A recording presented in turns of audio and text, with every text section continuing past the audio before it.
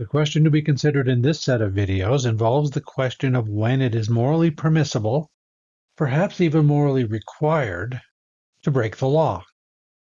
On April 12, 1963, Martin Luther King was sitting in a jail cell in Birmingham, Alabama, after having been arrested for breaking the law. And he did, in fact, break the law. He had been leading a protest march.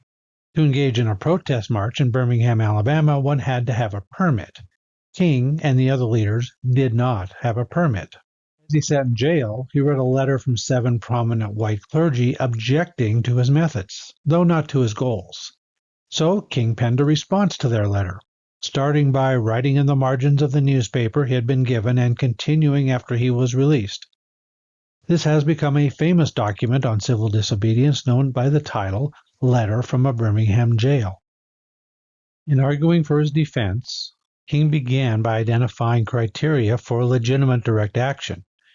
He wrote, quote, "In any nonviolent campaign, there are 4 basic steps. 1. Collection of the facts to determine whether injustices are alive. 2. Negotiation. 3. Self-purification. And 4. Direct action." End quote. So again, these are 1. Collection of facts to determine whether injustices are alive.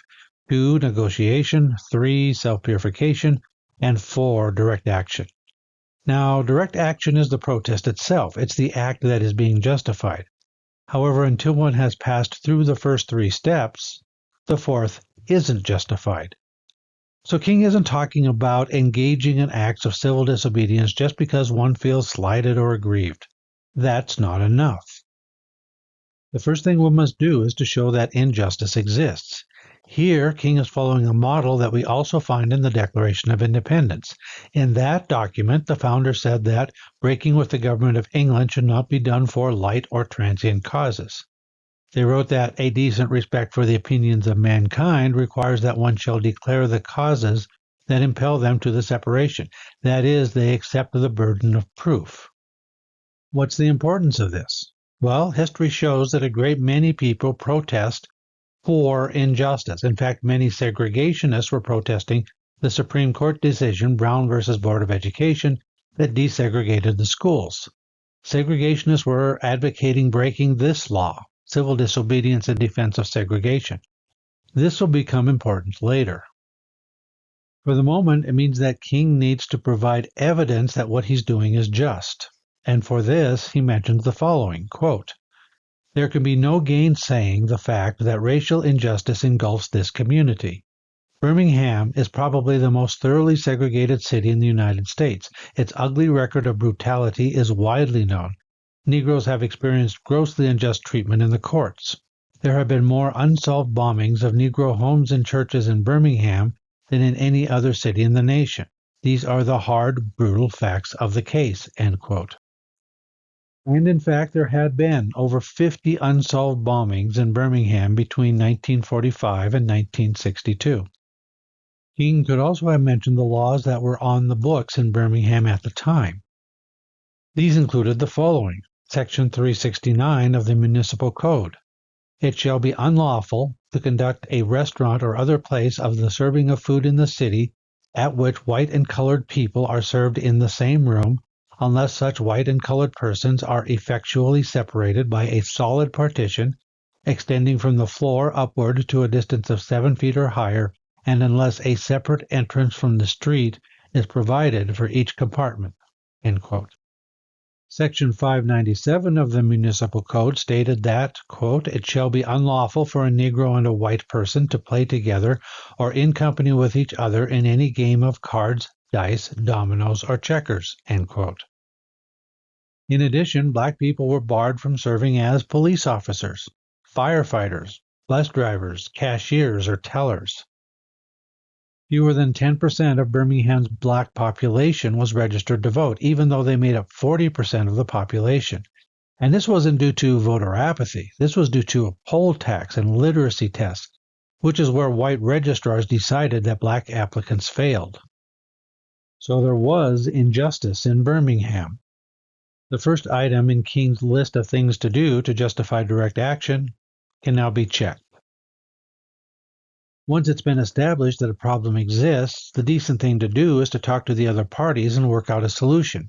If you're having a problem with your roommate, before you begin to retaliate against their slights, the first decent thing to do is to tell your roommate, "We need to talk." With respect to these negotiations, there are two important requirements. First, one doesn't negotiate away one's rights. The question is not, which of our rights may you deprive us of and which may we keep? The negotiation concerns the question, how are we going to get from the state of injustice that we're in to a future state of justice? The second item is that negotiation requires a specific list of verifiable demands. This allows one to see whether genuine progress is being made. The demands issued in Birmingham included, well, obviously an end to segregation in restaurants and elsewhere. It included the establishment of a committee that would oversee the hiring of blacks into areas where they were barred, the police and fire departments, retail clerks, etc. And those who were arrested during the protest would have their police records cleared, and bail money would be refunded. In 1962, there was some progress in negotiations. Some businesses did agree to end segregation and remove their segregation signs, but the city government said that the laws would be enforced, and the signs went back up. So King could report that negotiations were tried and failed, so the second item on the list can now be checked. The third step is purification. Note here the way that King described purification. He wrote, quote, "We began a series of workshops on nonviolence, and we repeatedly asked ourselves, are you able to accept the blows without retaliating? Are you able to endure the ordeals of jail?" End quote. These workshops on nonviolence included training sessions, usually held in the basements of churches. They would let people know what was expected of them in terms of nonviolence, and they would in some cases role-play situations that may provoke a person to violence in order to help those people endure the situations without striking back.